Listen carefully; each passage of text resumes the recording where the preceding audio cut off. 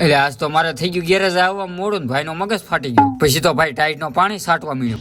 પછી તો મેં કીધું હાલો હાલો ખંભે રૂમાલ નાખી દો ને ચડી જાવ કામ. તો ભાઈ મને બોલાવીને ઠપકો આપ્યો કે કાલથી વેલો આવશે નગર ગેરેજ નો આવતો.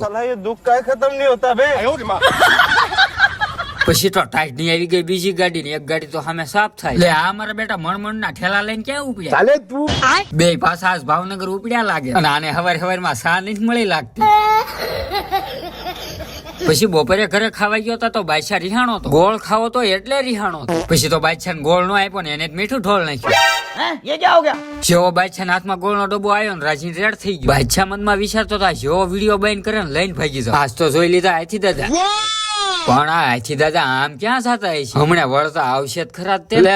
આ તો અમારો બેટો ખાવાનું લેવા જતા. પછી તો હું રોડે નીકળ્યો, મારા સ્વાગત હાથું રંગોળી બનાવતા. હારવાર પોલીસ નો બંદોબસ્ત હતો. પછી તો ઘણા ટાઈમ પછી આપણો ભાઈબંધ આપણી આગળ ગાડી ધોવરાવા આવ્યો. અમારા ભાઈબંધ ની ઇકો ગાડી ભાડે મળે છે. કોઈ પણ જગ્યાએ તમારે જો ગાડી લઈ જઈ હોય તો આ ભાઈ ને તમે ફોન કરજો, નીચે નંબર આપું છું. મારો ભાઈ પાછા 20% મારા લાગશે હો, કઈ આમ નામ પ્રમોશન ન થાય.